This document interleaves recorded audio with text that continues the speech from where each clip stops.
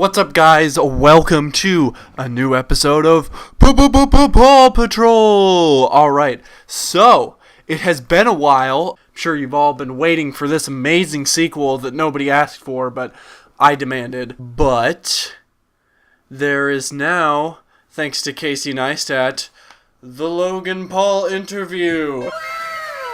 And I couldn't pass up the opportunity to go through this because there's so much tasty content. I haven't even watched it yet, and there's 35 minutes. So we're gonna see how this goes. This is gonna be fun. What is this documentary? The doc is it's not a documentary about how dang hard my life has been this year. It's about the story of a young man from Ohio, a seemingly regular kid, being me, of course. So your documentary that you're making about yourself, which one, I already don't like that. When a person produces their own documentary, how can it be unbiased? You can't make your own documentary and not give yourself a little freedom that others wouldn't give you. Like, it's about whether or not he can recover from his downfall. This burns me, it pains me, it causes me ill temper and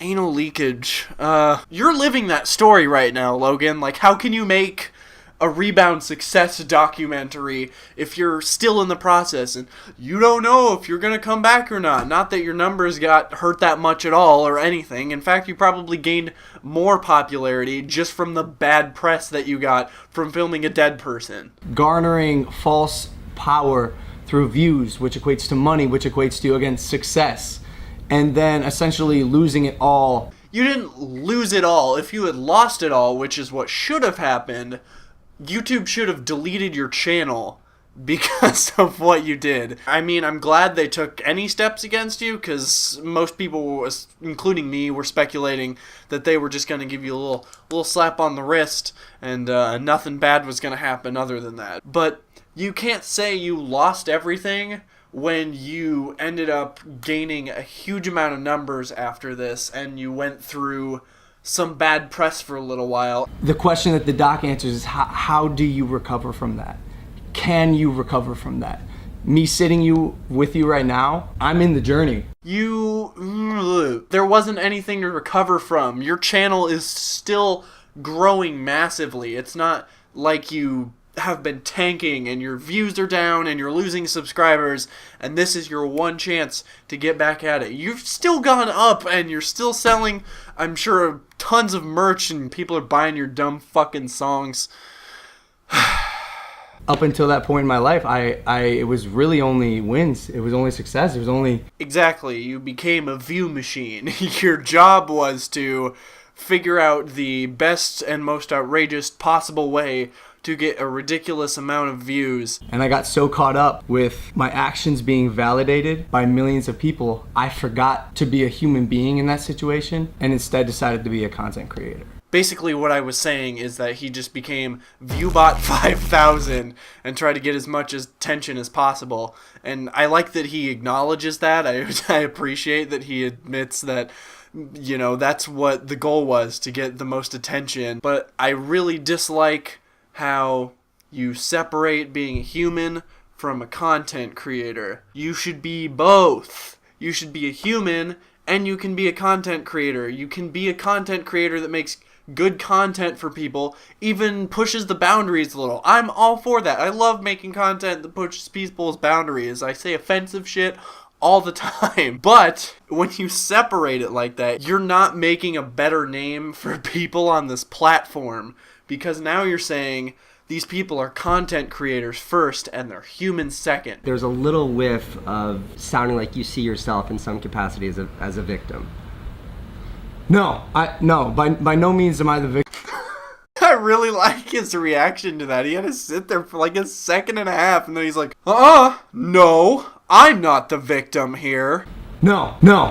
I want to honestly give him the benefit of the doubt that he's not considering himself a victim, but the fact that he's still grown from this, his ego has become unstoppable. He's just a huge ball of douchiness. What I did was disgusting. It was wrong. It was an extreme, obviously, lapse in judgment, like I've said. But by no means am I the victim or claiming to be the victim. The way he talks about it and his mannerisms make me think that he's not remorseful hardly at all. Maybe a little because he pissed off so many people, but then the other side is weighing him in the opposite direction on the scale because he got so much more attention and his channel got even bigger from this controversy. Would you characterize this as a redemption story? It's an attempted redemption story. Before you can tell a redemption story, there has to be an act of redemption. Yes! Casey nails it. Ugh, there has to be a redemption. There's no redemption here, Logan Paul. What have you done to redeem yourself? Nothing. You keep making the same stupid content the whole fucking time. True. True. Well, then why are you making this documentary? Ah! I don't understand. In order to redeem yourself, there has to be redemption, right? Yes, Casey, you're right. You got that one. Where's his logic going that he's just jumped past this? Like, there has to be redemption. Skip the part where the redemption happens. Make documentary. Documentary becomes redemption. What has the act of redemption been for Logan Paul? It's not been done yet. That's what the doc is about. This just proves it. The documentary is his redemption story. He's making the documentary to use that to redeem himself. There's not going to be a redeeming act. We don't plan on like profiting off it. If for whatever, Are you gonna monetize it? If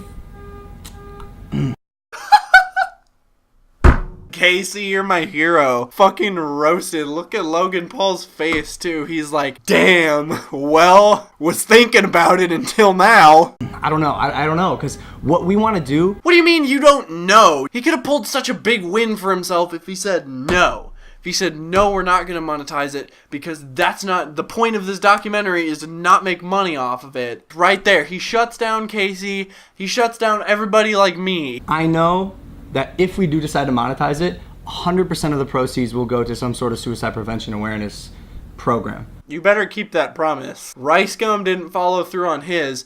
I don't know if your brother followed through from my previous video when I pointed out, if we're 0 for 2 right now, don't make us 0 for 3. Please, actually donate the fucking money. I think the suicide video that you came out with, your first video back, Yeah.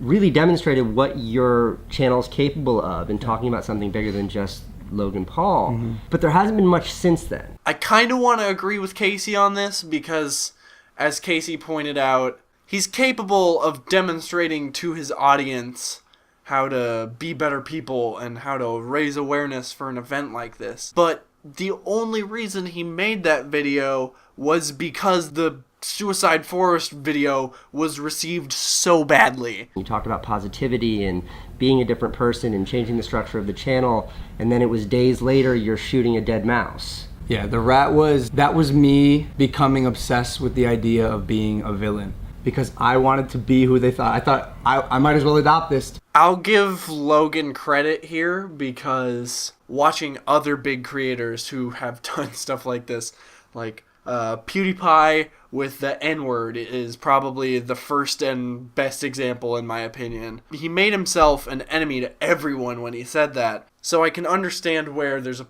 point where you kind of want to be the person that they make you be because that's easier than trying to change your image. So while I can still be a good person, I'm also possibly am, the guy who takes things to extremes.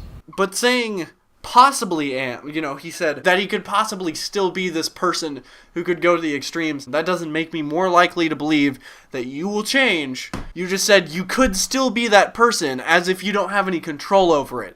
You can make the conscious decision to not make a shitty, terrible, stupid video like that. You can make that decision. I'm going to demonstrate more empathy and more compassion, but at the same time, I still have my brand. And what's authentic to me is that brand of living life on the edge. You don't have to change your brand. You don't even have to change the way your videos are now. Just don't make really, really stupid choices like filming dead people or tasing rats. You don't have to change who your brand is because of those two videos. I would argue that those two videos are not representative of what he does as content, but Logan, you're trying to paint those two videos as if they are representative of your brand. So you have to honor that. So what you're saying is making videos like that is still a possibility because that's how Mavericks are, and you're the Maverick. To use that same pretext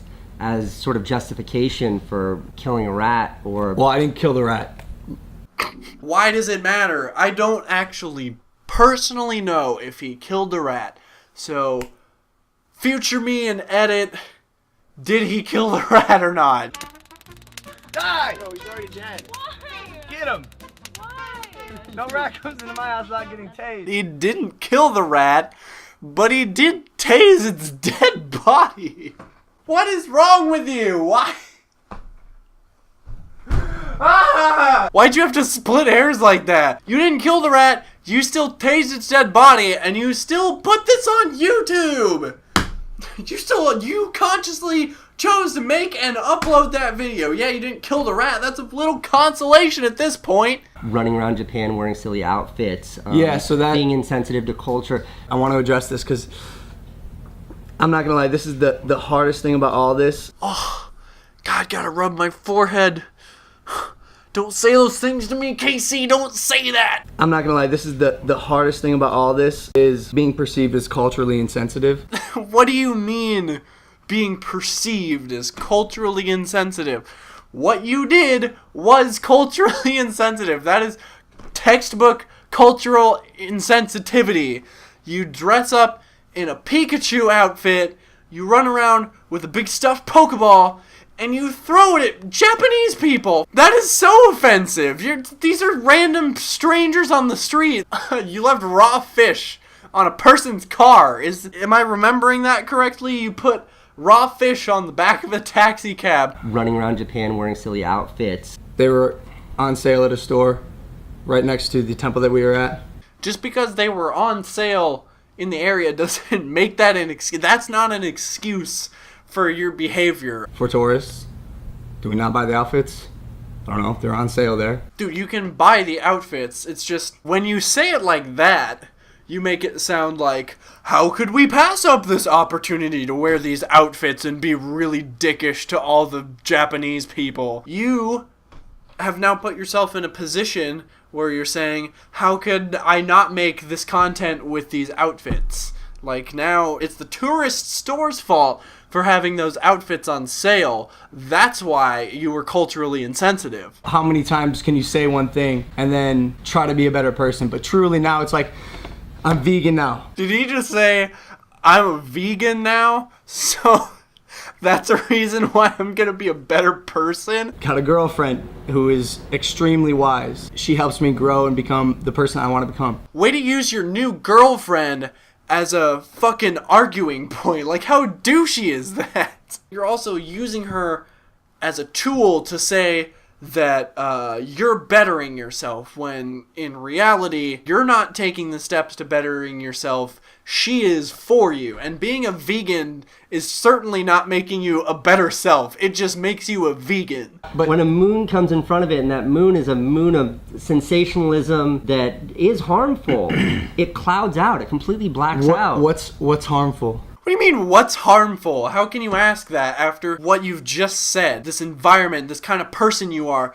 that was bad, that was harmful. And then you turn around and ask, gee, Casey, what's harmful? And so there was no thinking. It was create content, not, okay, hey, take a step back, slow down. I see where Logan's coming from, and I understand that that's gotta be shitty. Like, I remember a few years ago trying to do gaming videos every day, and that shit's a nightmare. So I can understand that's got to be a grind, and then you're just thinking of ways to make content so you keep viewer retention high. But there's got to be a point where you realize, oh, this is too far. Like, I think they realized that video was going to be too far. I'll buy that they were on autopilot, but they took the risk on it anyway. They made the conscious choice to not just delete the footage forever and say, fuck that terrible project. I do bridge the gap between being like a motivational speaker for kids and standing on a stage in front of 300 people, but also like, hey, I am a fucking kid. I'm 23 years old, 22 years old at the time. You're not a kid. You are an adult. You have a job. You have an image. You make your living. You are in charge here. I understand that you are in a position where you can act like a kid, but you can't let that govern stupid choices on your channel. Jumping on the hood of a car in Japan is culturally insensitive. Dressed as a Pokemon throwing a Pikachu at the car, I absolutely think that's Why do you think culturally that's insensitive? I think that's insensitive, but culturally insensitive. When I do that shit, did that shit everywhere. He has to correct himself. This is why I think this whole thing is bullshit, because he sits there and he still says, this is what I am, this is what I do currently. He's not talking about it in the past, and maybe he's still transitioning, but when I look at him and he says these things and he talks about it, he's talking about it like this is the content he still makes, not like that's a thing of the past, and that was the old Logan. That's hard for me. That's hard for me to hear and listen to. When? That's hard. I can't listen to that. You can't tell me that I'm culturally insensitive. You were dressed as a Japanese pop culture sort of icon as Pikachu. So, like, I do think that there is a connection there. But Casey, they sell the outfits in Japan. The outfit isn't culturally insensitive. How fucking stupid are you? Wearing the Pikachu costume isn't inherently culturally insensitive. Just like me wearing my One Punch Man hat is not culturally insensitive. You don't need to respect a Pikachu outfit, but don't wear it and run around and cause havoc in the streets. With the forest video, I made it very clear. It is okay to feel ostracized and alone. What's not okay is holding those feelings in, but we did that in such the wrong way. We tried to shock it into people. You knew what you were doing, though, because at the beginning, you say, Now with that said, buckle the fuck up, because you're never gonna see a video like this again. I can't believe you when you say you used that as a tool for spreading suicide prevention awareness. The laughing, it's a defense mechanism for me. That's what it Sure, is. I've heard you say that. Do you believe it? Look at how he asks that question so tentatively to Casey, like, you believe me, don't you? I said suicide's not a joke 3 times in the video because it's clearly not. I never thought it was. You can say suicide is not a joke in the video as many times as you want, but when the context of the video is a dead person that you're now using, what you've said doesn't matter in the slightest. When there's a lens on me and my actions are essentially being validated by 5 to 7 million people and no one around me is telling me, hey, that's not okay. Excuses never validate the action. Truth. So your excuses may be valid, but it doesn't excuse the action. Does not at all. Then why are you trying to excuse the action, Logan? You're fighting KSI. Do you think that the fight is part of the redemption story? Do you see the fight as part of the redemption? Yeah, absolutely. Because it's not about the boxing match itself. Like I said, it's about being able to get hit in the face and still come back and still keep on going and still win. You are putting this on pay-per-view. People have to pay to watch this fight. It is absolutely about the fight and how much money and attention you can get from it. The goal for me here is to beat him on August 25th, not talk about how I'm going to beat him.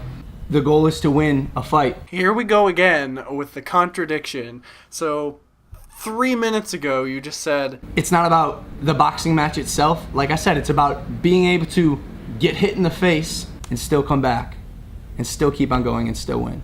but now you just said, The goal is to win a fight. I don't understand. You have to pick one. You can't play both sides of this whenever Casey asks you a different question. Thank you for doing this entire interview without plugging your merch once. Thanks for doing a straight interview. Yeah, of course. Thanks, Casey. Thank you. I'm hopeful that he will change. I find it very unlikely just by the way he answered some of the questions and his mannerisms. I don't feel like he's going to change at all. I don't feel like his content's going to change at all.